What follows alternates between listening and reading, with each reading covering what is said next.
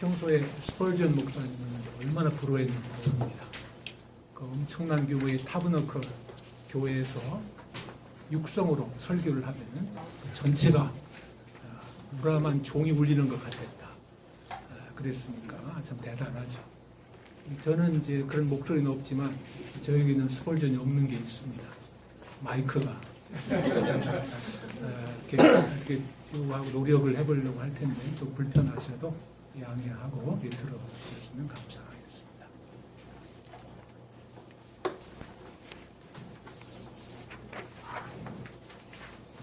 오늘 본문이 9장 6절에서 7절 아주 유명한 그런 구절이죠.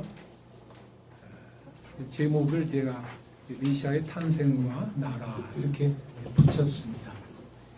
특별히 이제 6절을 이제 탄생만은 아니지만 7절을 메시아의 나라 이렇게 보고 이제 메시아의 탄생과 나라라는 제목으로 이 말씀을 설교 겸 구약 강좌 겸 이렇게 해서 말씀을 드리려고 합니다. 오늘 말씀 본문이 있는 이사야서는 그 별명이 하나 있습니다. 그 별명이 뭐냐 그러면은 제5복음서. 제5복음서. 복음서가 4시잖아요. 마태, 마가, 누가, 요한. 그런데 이것은 5번째 복음서다. 이렇게 별명이 붙어 있어요.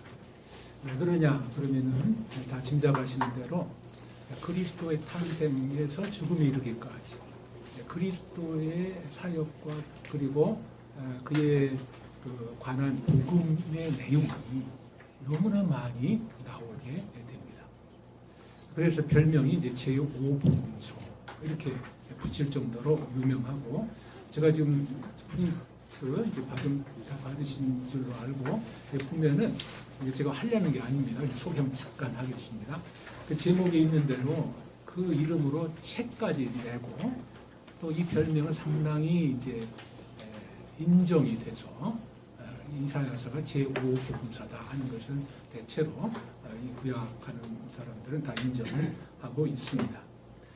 그 내용은 뭐냐면 제가 번역을 못해서 죄송한데 만해도 충분하리라 보고 안 한 것도 있고 여기 이제 이사야서에 나오는 복음의 내용을 신약의 복음서에 맞도록 추려서 선택해가지고 쭉 배열한 겁니다. 하나도 보탠 게 아니고요. 그대로 배열한 겁니다. 이렇게 가로 속에 보면은 이제 장절이 다 있죠. 그대로 쭉 읽어보시면 그대로 하나의 복음서를 읽는 것 같이 은혜도 되고 아니 뭐 모든 이리저리 듣고 그랬지만은 이렇게 일관성 있고 체계적이고 전체적으로 복음서라 할 만한 내용을 어떻게 이렇게 구약에서 이렇게 만들어낼 수 있을까 하는 생각이 들 정도입니다. 그래서 저는 이게 제5복음서라고 볼 수도 있고 저는 이게 일종의 복음서의 프로토타입이 아니냐. 왜냐하면 사복음서가 실제로 나오기 이전에 있었던 복음서라고 본다면 일종의 프로토타입이 아니냐. 뭐 이런 생각까지도 좀 개인적으로는 하고 있어요. 근데 그런 말 쓰는 사람은 아직 못 봤습니다만 어쨌든 그렇게 말할 정도로 이사야서가 복음의 내용이 풍부하다. 또 신약에서도 인용된 것은 뭐 말할 것도 없고 지금 제가 나눠드린 이 자체가 복음으로 넘쳐난다 하는 것을 잘 보여주고 있는 증거라 하는 생각을 갖게 됩니다. 그 중에서 오늘 본문 말씀 다 귀한 말씀이지만은 특별히 이것은 일종의 정수와도 같다 하는 생각이 들어요. 6절과 7절.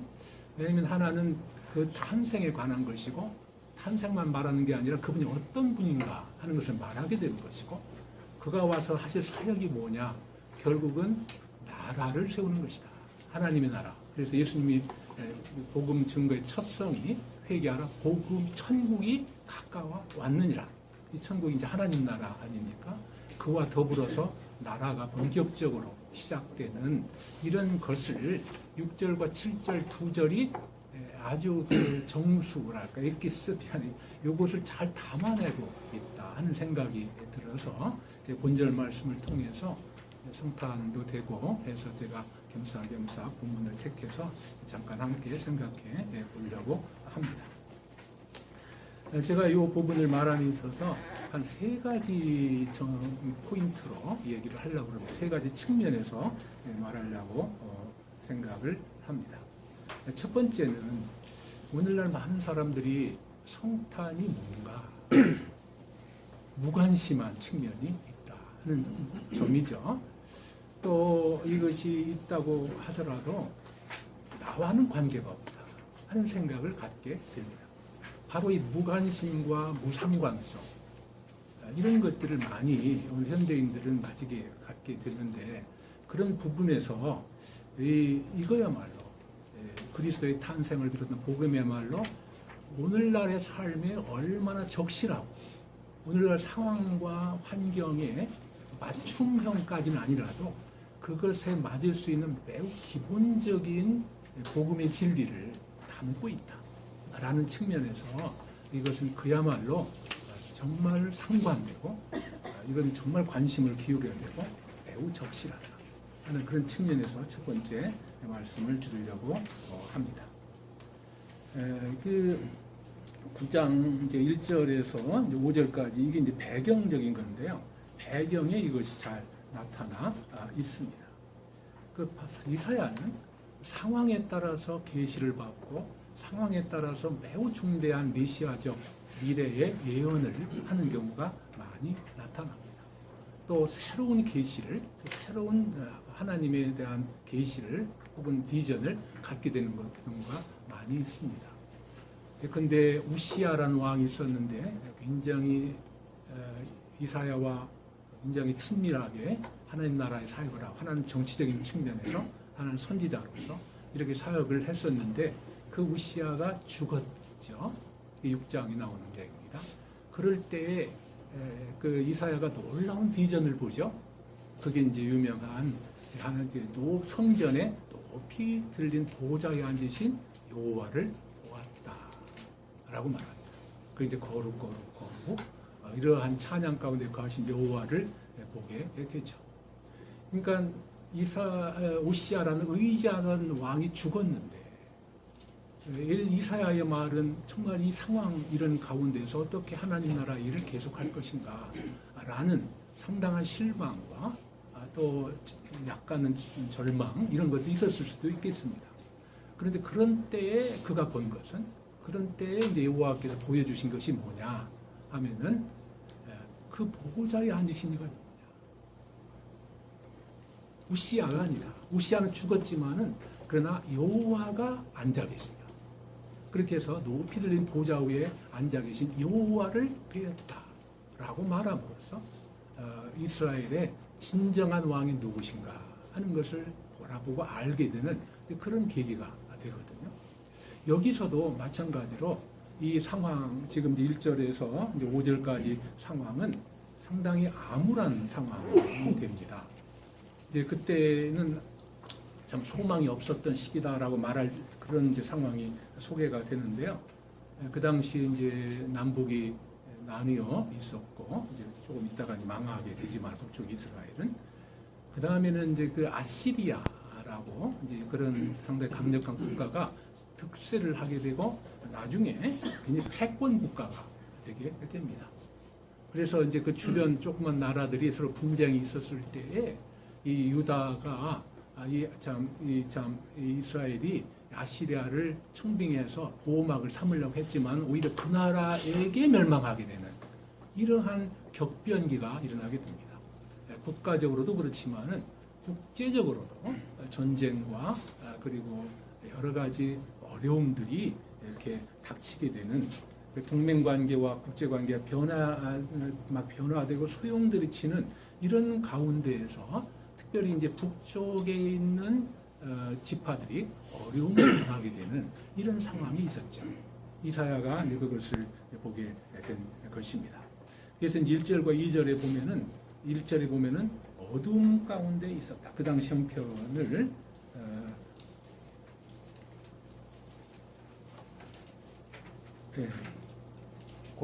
어둠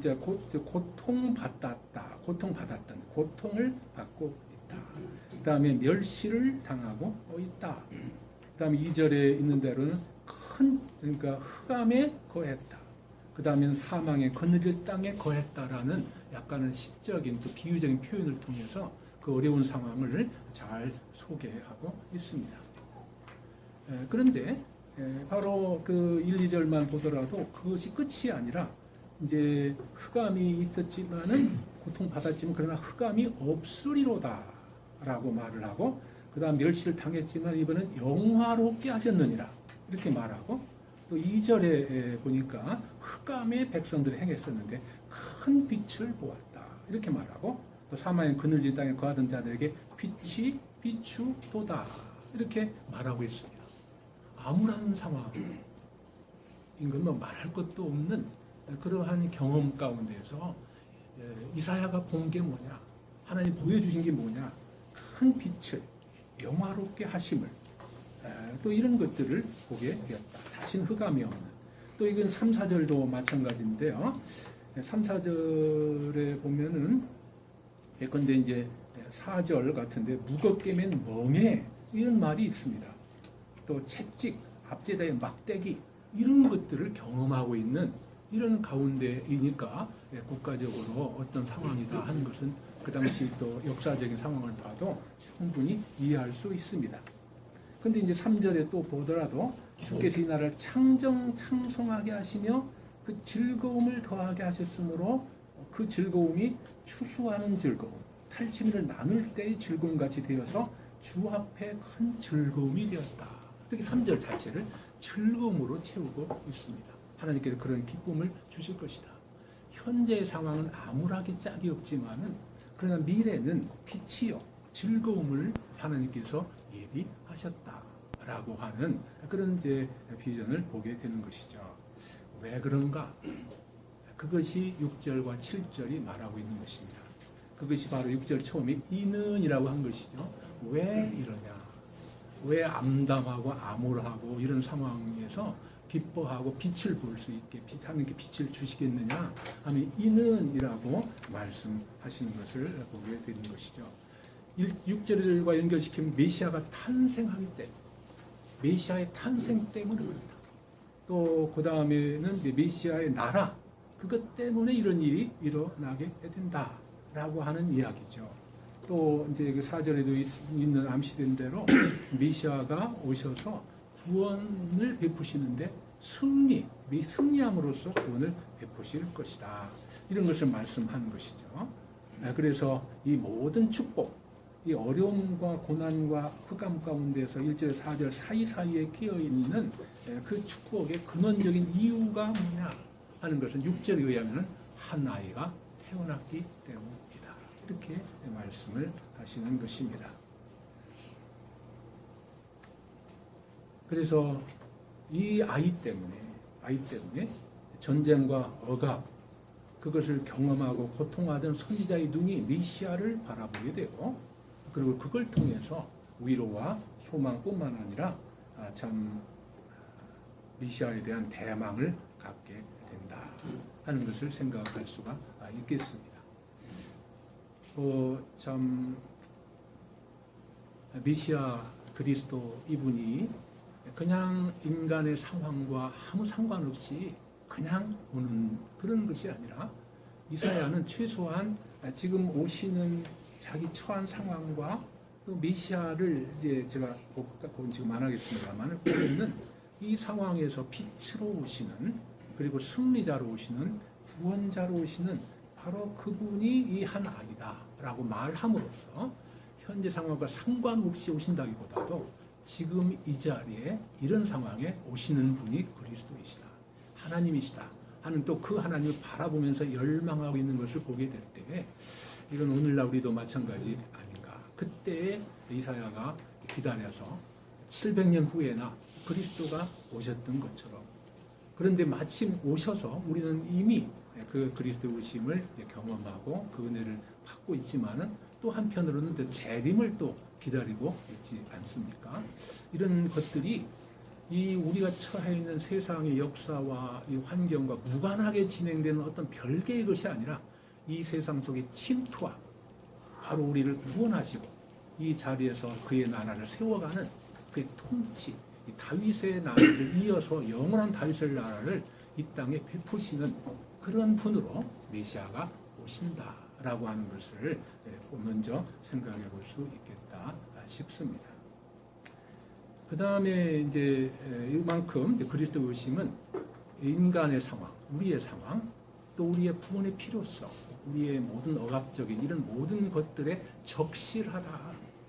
더 이상 맞춤형이랄까?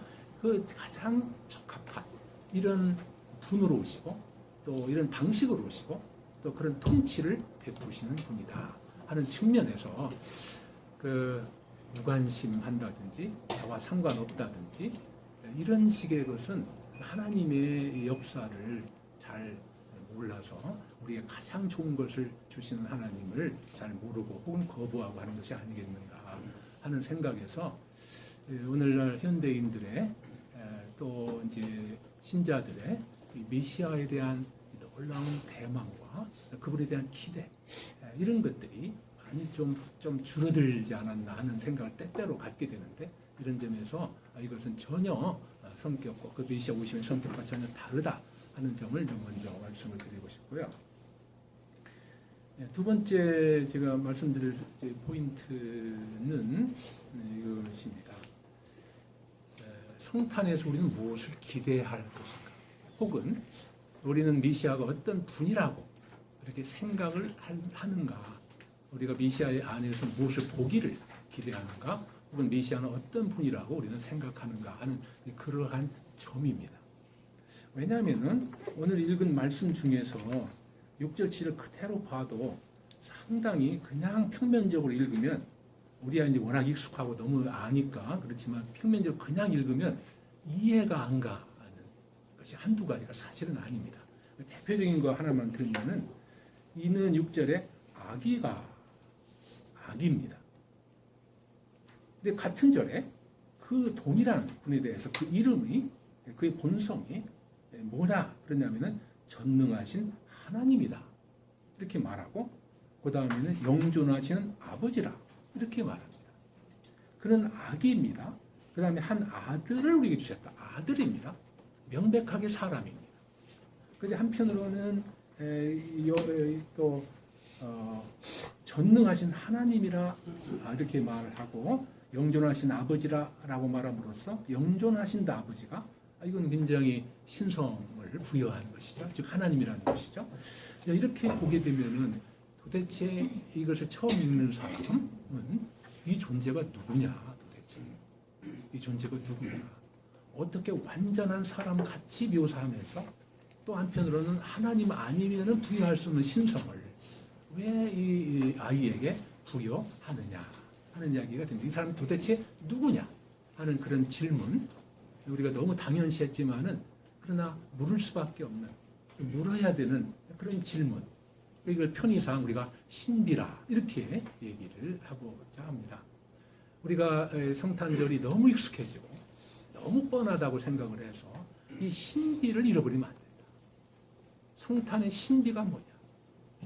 사람이면서 하나님 우리가 교리적으로는 알지만 이것이 글자로 쓰였고 이것이 실제로 그런 분이 계시다고 생각한다면은 이거는 인간의 지성으로 탐구할 수 없고 어떤 지혜로도 궁구할 수 없는 이런 이 사실. 그러나 우리는 믿기 때문에 또 한편 생각하기를 이건 너무나 자연스럽고 그럴 수밖에 없고 이건 그대로 받아들여지는 이런 사실. 도대체 이게 무엇이냐? 이건 정말 신비로운 일이다. 성탄은 정말로 신비로운 일이다. 삼위일체가 신비한 것처럼. 그래서 니케아 종교에서 나름대로 정의하기를 본성은으로서는 하나, 한 분이시지만은 그러나 위격으로는 세 분이 계신다. 뭐 써놓고 보니까 뭐 그렇다고 말하고 삼일체가 말하지만은 이거는 논리적으로 설명하려고 애를 쓰지만은 우리가 어떻게 그걸 받겠습니까? 논리적으로 받기가 어려운 거죠. 신앙적으로 받아들이고 경험적으로 너무나 자연스럽게 받아들이고 그 안에서 숨쉬며 신앙생활하고 살아가는 것이죠. 신비가 우리 가까이 계신 거죠. 하나님 자신이 우리가 믿을 때. 근데 여기 이제 그 중에 한 위인 그리스도가 관건이지 않습니까? 어떻게 그리스도가 하나님이냐? 그래서 어떻게 삼위일체 하나를 구성하냐? 꼭 신학적인 것이 아니라 생각해 보면 이런 존재가 없는 것이죠. 이런 존재가 이 신비감을 놓치면 안 된다. 이 신비가 우리를 이끌어야 된다. 이 신비가 이루는 하나님의 구원을 우리가 붙잡아야 된다. 이 신비가 참 메시아로 나타나고 우리에게 여기 나라를 오늘날로 다스릴 때 우리가 거기에 정말 순복해야 된다 하는 그런 의미에 있어서 우리는 신비, 메시아 성탄의 신비 이거를 놓치지 말아야 성탄을 제대로 우리가 이해하는 것이고 참여하는 것이 아니겠는가 하는 생각을 갖게 됩니다. 그리스도의 진리 가운데 신비적 진리, 그리스도가 하나님 참 하나님이다. 그러면서 참 사람이다 하는 그 진리, 그것을 알고 그것을 신뢰하고 또 그것을 숨쉴 때에 우리가 바로 예배하고 또 그분 안에서 그분과 더불어 살아갈 수 있을 것이다 하는 것을 이제 볼 수가 있을 것입니다.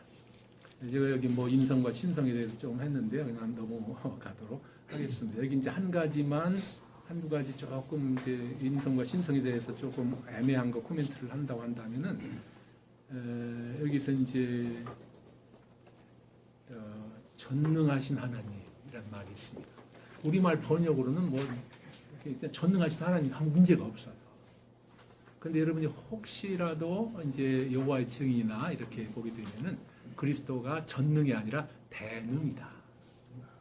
모든 것을 다 할 수 있는 분이 아니라 크게 할 수 있는, 큰 일을 할 수 있는 대능, 크게 능하신 분이지 전능은 아니다. 이런 말이 있어요. 이제 그런 말을 할 때 여기에 전능하신 하나님 이런 말을 하게 되는데 이게 이제 엘 기포르의 히브리어로 이제 엘은 하나님이고 기포르는 이제 용사라는 말입니다. 용사이신 하나님입니다.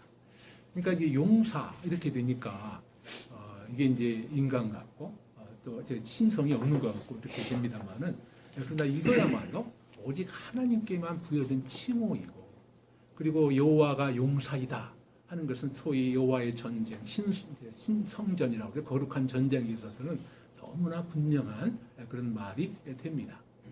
그런 측면에서 이것은 말하자면은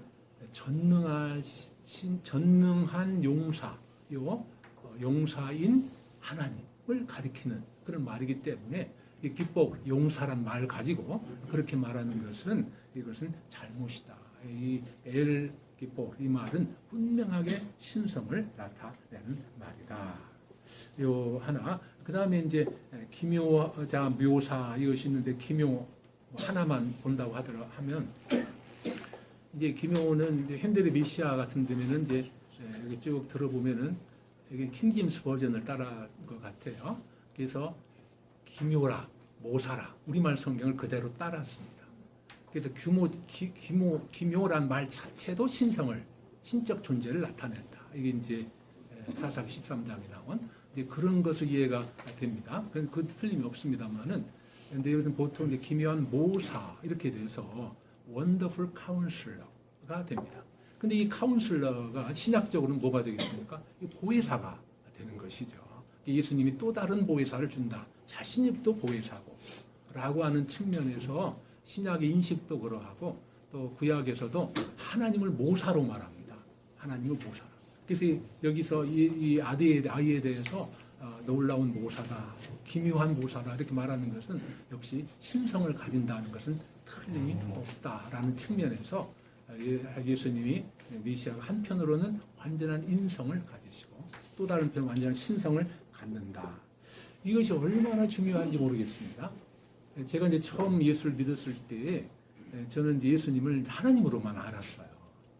인간으로는 조금 부족했다라는 생각이 듭니다. 보통 이제 보수주의 이제 크리스찬들은 예수님을 신성을 강조하고 인성은 무시까지는 아니지만은 그거보다 좀 낮추어 뭐랄까 좀 덜 중시 여긴다 이런 얘기가 있고 또 진보적 그리스도인들은 조금 반대다 이렇게 이제 얘기를 하게 됩니다만은 이것은 이제 논리적으로는 크게 말이 되는 건 아닙니다.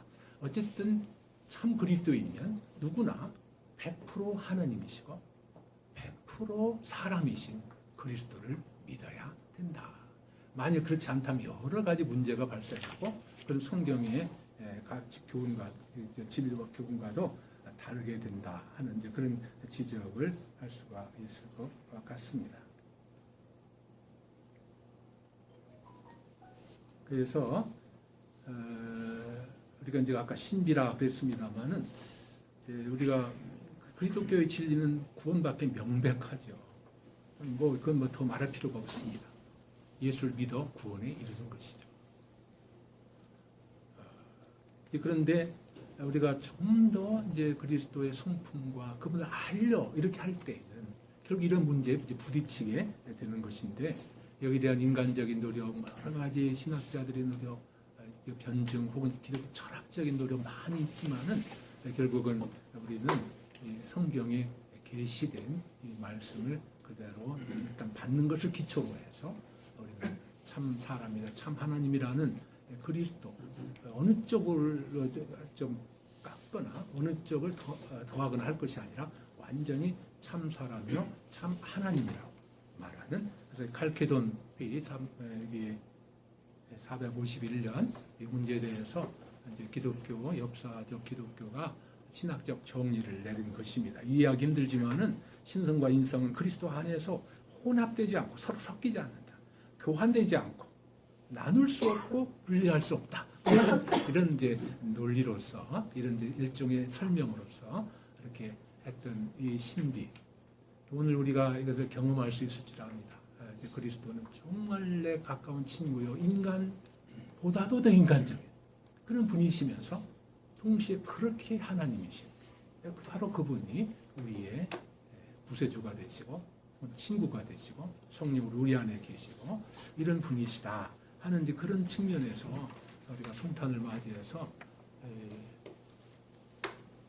그리스도의 신비적인 그런 부분을 좀 생각을 할 기회가 있었으면 좋겠다 하는 생각을 갖습니다. 이제 마지막으로는 이제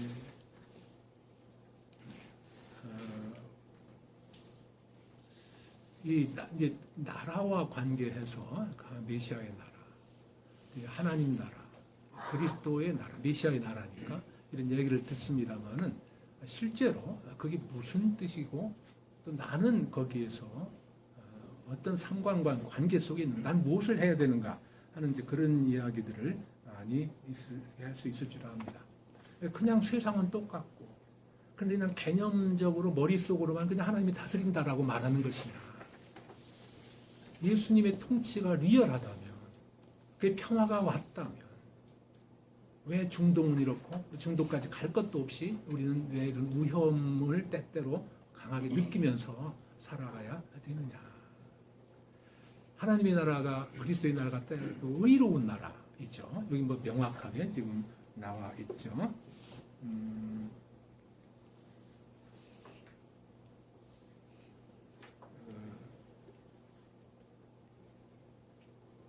정의와 공의로 그것을 그 나라를 보존하실 것이다.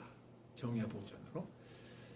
그래서 그리스도가 나셨고 나라가 임했다면 왜 이런 것들이 계속 일어나는가?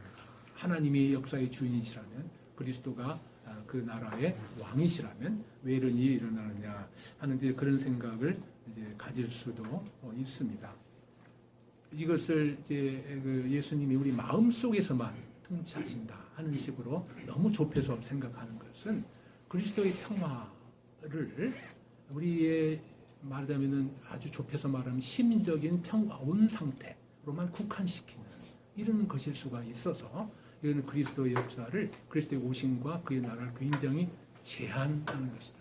이렇게 봐야 될 것입니다. 우리 마음뿐만 아니라 이것은 사실은 온 세상을 하나님과 화해시킴으로써 그의 나라가 되게 하는 또 그의 나라인 이런 것을 의미하는 것이 틀림없다라고 봐야 될 것입니다. 여기 뭐 제가 하나님 나라의 특징이 무엇입니까? 그것은 의의 나라이죠. 의의 나라. 하나님은 공의와 정의로 다스리신다. 메시아의 나라는 의의 나라입니다. 사실은 메시아의 나라뿐만 아니라 일반 세속 국가도 의에 세워질 때 나라가 굳건하다는 것은 상시적인 것이죠. 그건 일반 은총적으로도 또 그 말이 사실인 것이고, 또 그것은 오늘날 우리가 좀 자꾸 생각나게 하는 그런 말이죠. 나라는 의의 나라, 의의 나라가 굳건히 서게 된다 하는 것이죠. 그런데 이제 이것이 메시아의 나라라 할 때는 이 완전한 의 가운데 서게 될 것이다 하는 것을 우리가 당연히 기대하게 되는 것이죠. 또 우리 하나님의 나라는 메시아의 나라는 평화의 나라다. 이게 평화라는 말이 많이 나옵니다. 정사와 평강, 또 평강의 왕, 이런 말들, 여기서 평화, 평강, 이것은 다 샬롬을 가리키는 것이죠. 전쟁에 다만 없는 것이 아니라 하나님이 의도하신 바 모든 만사에 충실한 그런 상태라고 할까요? 이제 그런 것들이 이제 복지와 모든 그 충만함과 번영 이런 것들이 있는 이러한 상태인데, 그래서 그리스도가 그것을 이제 이루셨는데 이것을 우리가 어떻게 누릴 수 있는가, 과연 그렇게 누리는가 하는 것이죠. 성경은 물론 이 평화 이런 것들을 다만 외형적인 것도 중요하지만은 이런 것으로만 말하지 않습니다. 또 피상적인 어떤 또 일시적인 적대감의 해소 이런 것을 의미하지, 그것 이상 훨씬 더 뛰어넘어가는 근본적인 또 영원하기까지 한 이런 화해, 그것을 통해 이루어진 평화, 이것을 목적으로 하고 있다라고 볼 수가 있습니다. 한마디로 이 평화를 해치는 근본적인 그 이유가 뭐냐? 이게 바로 죄인데, 죄를 제거하심으로써 평화를 이루신다. 평화의 대가를 치르심으로써 평화를 이루신다 하는 것이 이제 이 아이가 할 역할이고, 그의 대장으로서 또 제물로서의 역할이 되는 것이죠. 그래서 십자가로 하나님과 사람 사이 평화를 이루시는 것. 그래서 같은 이사야서 53장 5절에 있는 처럼 그가 징계를 받음으로 평화를 누리고,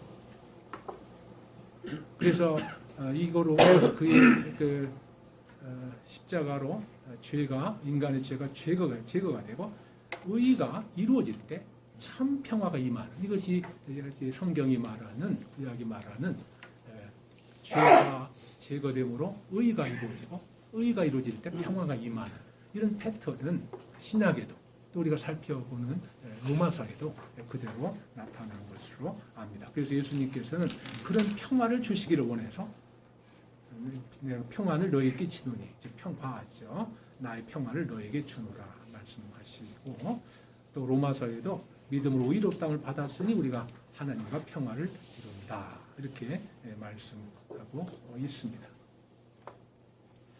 자, 뭐 영원한 나라 성격도 여러 가지가 있는데, 제가 이제 아직 다시 한번 질문이 뭐냐 그러면은, 이렇게 메시아가 탄생했고 탄생과 더불어 하나님 나라가 왔다면 왜 여기서 약속한 그런 나라, 의의 나라, 평화의 나라, 영원한 나라, 이런 나라가 너무 미흡한 것처럼 보이고 아닌 것 같이 보이고 이렇게 되느냐 하는 그런 생각을 가질 수도 있죠. 그걸 어떻게 봐야 되느냐 하는 그런 문제가 있습니다. 그러나 우리가 알다시피 그리스도와 더불어 그의 나라가 오셨다 하는 것은 너무나 명확한 사실이고, 그것은 개념적인 것을 그치는 것이 아니라 실체적인 것이다 하는 것을 우리가 먼저 확신하게 되는 것입니다. 이 나라가, 여기 나와 있는 모든 온전한 형태의 완성 상태의 나라가 일거에 그리스도가 오심으로써 곧바로 이루어진다 하는 약속과 보장은 어디에도 없습니다. 이런 온전한 그런 나라는 그리스도가 다시 오실 때 재림을 통해서 이루어질 것이고, 그 사이에 하나님 나라는 여전히 손상 없이 이렇게 나아가지만은, 그러나 우선 우리가 온전한 성화에 이르지, 영화에 이르지를 못했고, 또 이런 과정 가운데에서 하나님 나라가 이제 계속해서 현재적으로 또 미래적으로 이렇게 점진적으로 나아가는 가운데 그의 나라가 결국은 완성되게 될 것입니다. 그 사이에 성도들은 어떻게 하느냐 한 문제를 다루는 것 책 중에 하나가 바로 계시록이라고 봅니다. 여러 가지 환난을 당할 수도 있고 또 어려움을 당할 수도 있고 그러지만은 그 사이에서 말씀과 믿음을 지켜서 믿음의 인내로서 나아가는 바로 그런 것을 그런 오직 하나님만을 믿음으로 이 나라가 완성되기까지 불완전한 현재 경험 속에서 온전한 하나님 나라의 성취를 바라보면서 나아가는 것이 현재적 신앙생활의 의미다 하는 생각도 갖게 되는 것이죠. 이 말씀을 맺도록 하겠습니다. 오늘 제가 살펴본 이제 세 가지 포인트는 나름대로 오늘 말씀을 보면서 제가 한번 생각을 해본 것입니다. 성탄은 정말로 적실하다. 각자가 형편과 사정은 다 다르지만은 모든 것이 되시는 주님이 오신 성탄에 오신 주님은 모든 것이 되시기 때문에 모두에게 가장 적합하고 가장 적실한 메시아이시다라는 측면에서 이것은 나에게 개인적으로 모든 사람이 개인적으로 나에게 맞춤형으로 오신 것이다 라고 이렇게 생각을 해서 우리가 좀 더 관심을 더 현대 그리스도인들이 관심을 가지고 이 부분에서 정말 나의 메시아, 모두의 메시아죠. 나만 가리키면 너무 협소할 수 있죠. 그러나 일단 나의 메시아다 하는 그런 점에 대한 인식이 출발점이다 하는 생각을 좀 갖게 되고요. 두 번째 경의와 신비 요소. 제 목사님 제가 이해하기는 그런 부분을 종종 말씀을 많이 하신 것 같습니다. 경외라는 게 뭔가 오늘날 하나님에 대한 경외가 잃어버린 경건의 요소 가운데 하나다 이런 얘기들도 좀 하죠. 마찬가지로 그리스도는 너무나 친숙하고 너무나 아는 것 같지만 그러나 그 깊이는 그의 성품은 그리고 그의 사역에 나타난 그분의 존재됨은 정말 헤아릴 수가 없다. 이런 경이감, 신비감 이것을 탐구해서 탐구할 수 있다라는 게 아니라 탐구할 수 없지만 탐구하는 또 이런 가운데에서 그분을 더욱더 알아가게 되는 이런 신비감 이런 것을 되찾아야 되지 않겠는가. 어떻게 참 하나님이고 참 사람인가 하는 이런 이건 그냥 어떤 철학적 논제가 아니라 실제적으로 우리가 아는 그 그리스도에 대해서 더 알고자 하는 그런 상황에서 이 신비를 놓치지 말아야 되겠다. 이 신비감을 더 가지고 가까이 가야 됩니다. 더 이런 노력 가운데 그리스도가 더욱더 우리를 위해서 하신 일뿐만 아니라 우리가 그리스도 안에서 어떻게 살아가는 것이 더 선명하고 더 풍부해질 것이다 하는 생각을 갖습니다. 결국은 이제 이 모든 걸 종합해서 메시아니까 메시아는 왕적 칭호 그렇죠. 물론 선지자적 메시아도 있고 제사장적 메시아를 강조하고 있지만은 가장 중심적인 것은 왕적 메시아. 오늘 말씀은 왕적 메시아를 중심으로 하고 있다고 생각이 됩니다. 의의 나라, 평화의 나라, 영원한 나라이죠. 하나님이 그리스도가 그런 통치를 하시지만은 그러나 나도 그 통치에 참여하는 복을 주신 것이죠. 그리스도는 평화를 스스로 만들어내신 분으로서 우리에게 평화를 주십니다. 뿐만 아니라 화평케 하는 자, 평화라는 뜻이죠. 화평케 하는 복이 있나니 천국이 저희 것임이라고 말함으로써 우리로 하여금 평화의 사람으로 살아가도록 초청하고 평화롭게, 화평케 하도록 도전하고 계시는 이런 부분에서 하나님의 열심히 이루고 하나님이 다 주권적으로 이루니까 그 100% 맞습니다만 그러니까 나는 아무것도 아니다. 나는 할 일이 없다 하는 것이 아니라 믿음으로 동참하는 것을 동참하기로 우리를 부르시면서 주권적으로 부르시면서 나라를 이루어 가신 분이 바로 그리스도다 하는 것을 또 생각을 하게 됩니다. 마지막 이런 생각을 해봤습니다. 마리아의 성탄 스토리가 있습니다. 누가복음에 그 얼마나 참 그 깊이와 그 다채로움과 그 깊은 사랑의 이런 모습들을 발견하게 됩니다. 베들레헴의 목자들의 스토리가 있죠. 추운 밤일지 하여튼 밤에 복음의 선포를 듣고 천사들의 합창을 듣는, 그리고 구유에 가서 또 경배하는 이런 또 동방박사들의 이방에서 멀리서 찾아온 이 사람들의 나름의 성탄 스토리가 있다 하는 생각을 듭니다. 우리는 뭐 성경에 쓰일 것은 물론 아니지만은 이 뒤를 이어서 나름의 성탄 스토리를 만들어가는 사람들이다 하는 생각을 들고, 이 스토리를 만들어가는 부분에서 저는 이제 세 가지 포인트를 이제 나름대로 생각을 해서 말씀드렸습니다.